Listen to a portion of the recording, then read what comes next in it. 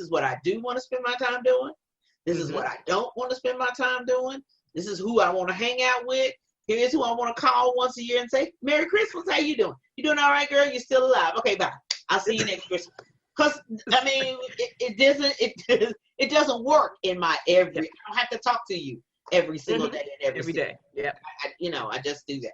So being more focused and driven, to me, is what the advantages of being older.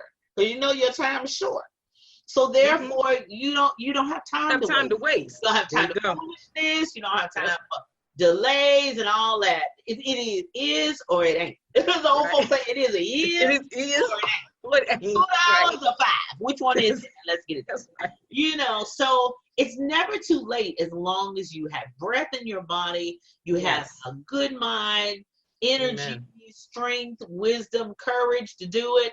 I say go for it. We can stay here all day and talk about all the actors who didn't get their first major movie until they were over 55 or whatever. Yeah. So or even the people that started businesses after and became millionaires and had an idea that thing been brewing for years. Yeah. And boom, shot up. Yep. It looks like it's overnight, but sometimes it's time to. That old adage, we sell no wine before it's time. So sometimes we don't get fine as wine before it's time. We don't get to our fullest extent. So, and then the next thing, I know we've been talking about thinking about being a queen. Fix your crown. So it's back to that plan B, being gifted, but being focused. I think we waste a lot of time comparing ourselves, because the Bible tells us, if we compare ourselves to others, that's just not wise. We just shouldn't compare ourselves to other people. And I know I think either comparing ourselves to other people or listening to other people that did not get the message that God gave us. Exactly. And so you looking on the side going, am I keeping up? Am I good enough? That whole thing of, and then looking at your sister's competition rather than, oh, go girl, you do your thing. Well, what can I learn from you? Exactly. What can I learn from you? What can you teach me? We work together. Oh my Lord. Especially if we do the same thing, or if we don't do the same thing. Right. What can we do to complement each other? And sometimes that works. And I'm gonna be honest, sometimes it doesn't. Sometimes it don't. Let's say you can't make grown folks do nothing. You can't make them. You put the olive branch out there, extend the opportunity, and keep moving. But this is a problem I have. You cannot put everybody in that same basket. You can't say all women don't work together. True. That's not true. Yes. You say all this race or ethnicity does this.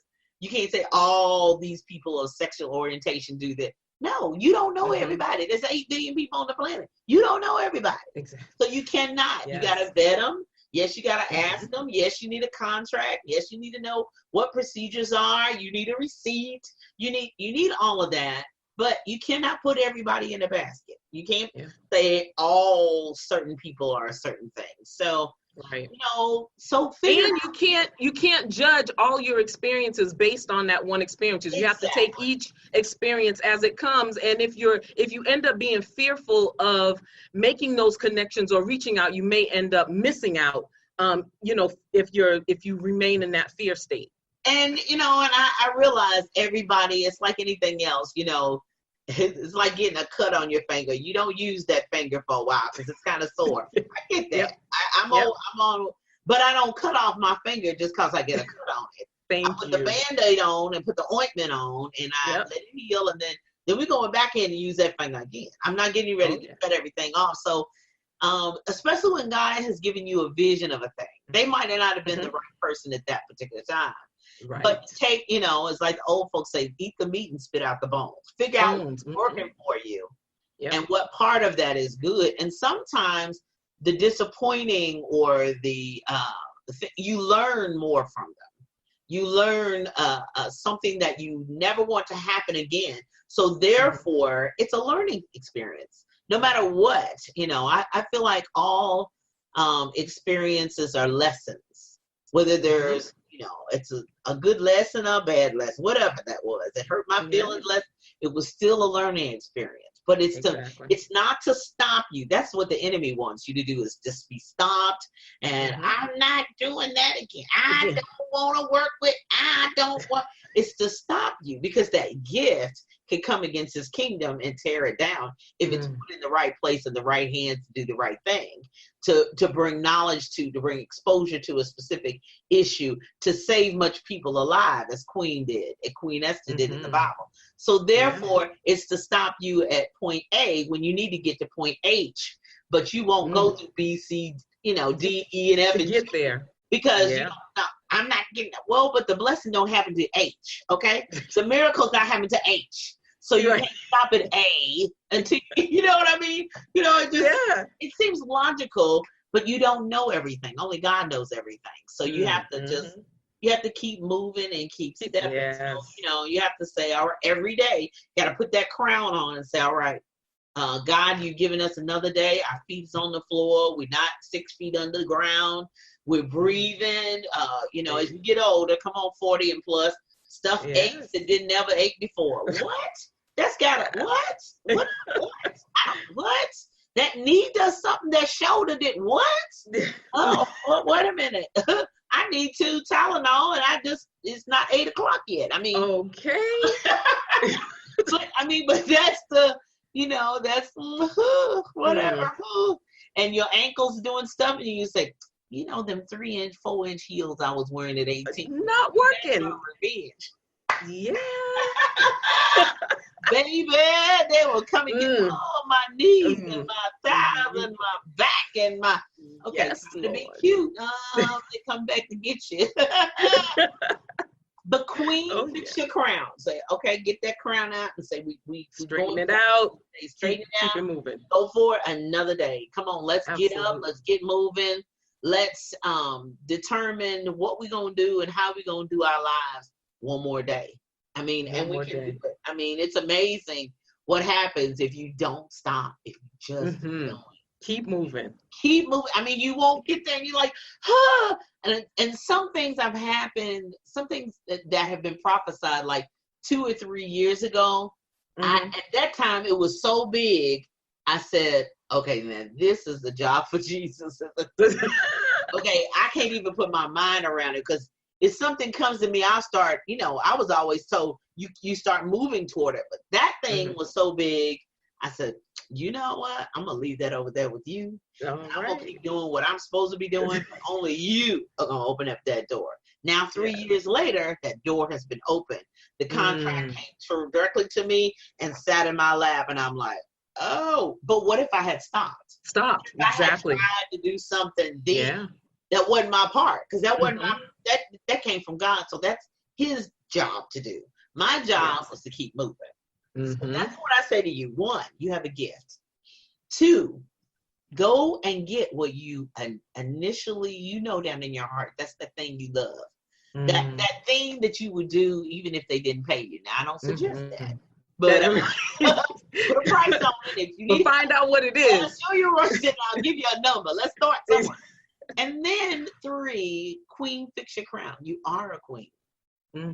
You're the queen of your area, your house, your life, especially your life. Don't let anybody tell that you're not. And sometimes you have to get a picture of a crown and put it up on your mirror and tell yourself. Even if you need to do these replays again, and so let me play that one over again with Jacqueline and Julia over and over again. To tell yourself, because that self-talk is really critical, because sometimes other people may just say, okay, because they love you, but they don't really understand the full vision. They didn't see it. God didn't give it to them, but they love it. Exactly. They just walking along. Okay, we walking. Okay, we walking. She's stopping. Okay, so we stopping. So we running. All right, we running.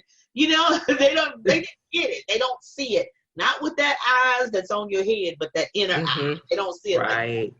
So, but keep moving and know that you're a queen. So get that me out, get that notebook out.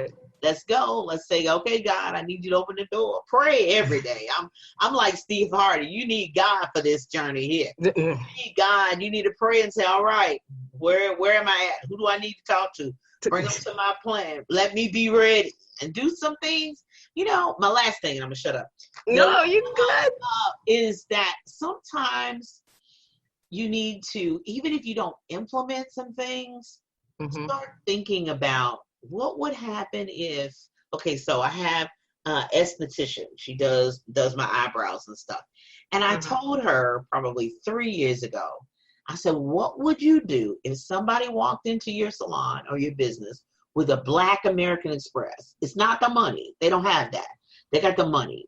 And they said, we got a wedding on this such and such a date. You got it open. And we've got 12 bridesmaids. We've got the mothers of the bride. We got the aunties. And they all need to be waxed. They all need their hair done. They all need makeup done. What would you do? Oh, girl, I didn't say it has happened. Thank you. Said, what if it did? Do you have friends? Do you have other people that you think you could contract with? And do you know people? Even if you don't know them now, ask God to bring them in your sphere so that when that opportunity comes along, you will be ready for it and say, yeah, and call them 4 or 5 friends and say, all right, we got a big deal going down. How much? Let's roll. You've opened this date and move it on. But sometimes think outside the box. If money wasn't on, oh girl, I don't have the money. Well, what if the money's not? I didn't ask you that part. Somebody else is funding it. Right. Somebody else is funding it. Can you see it? I went to Beth Moore one time and to hear her speak at Rupp Arena at UK, and it was just incredible in Lexington. And she had 8 cashiers, and I stood there and just tables and tables of resources.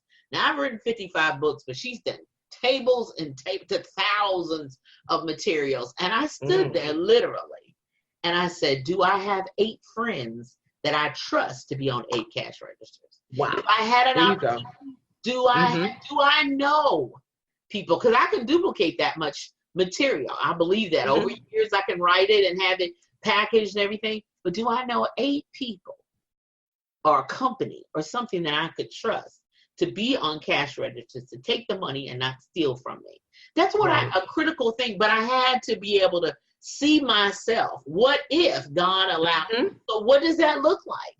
Yes. What will that be like? What could that be like? And I've written out a plan for it. I wrote down my 8 people. I said where we would be and how and I found out from my Square and my PayPal how I could do it. And I've written it all out. So I'm prepared for it.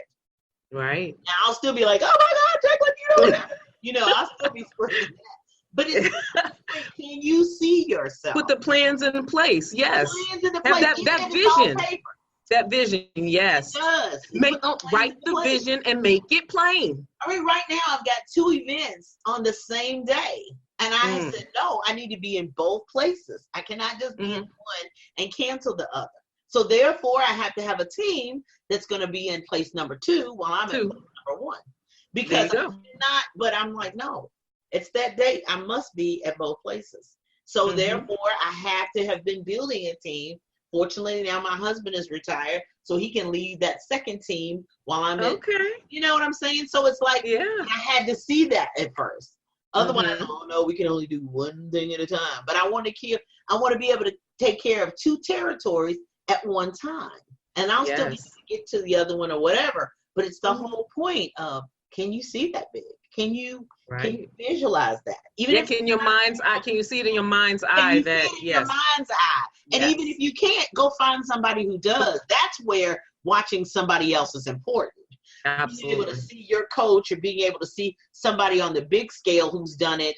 What if that happened to me? Because God is no respecter of persons. So if he did it for one, he can do it for you. So therefore, what does that look like? Go find a vision of that and go sit and look at it. Go learn. Go to school at somebody else's event. Go to school at somebody else's webinar. Go to school at somebody else's book release and see what they're doing. So learn everything. Come on, constantly. Come on. Yeah. All right, you gifted. You do. There is a plan for your life. God told us that. He had a plan. Amen. And you're a queen. So let's go. Oh, absolutely. Let's get it. Walk Okay, in I'm it. gonna shut up now. No, you good. Yay! Julia. Oh my goodness. No, please, you do not have to shut up. And definitely, we definitely gonna have to have more of these kitchen visits. I tell you what. Yes. Oh, we are in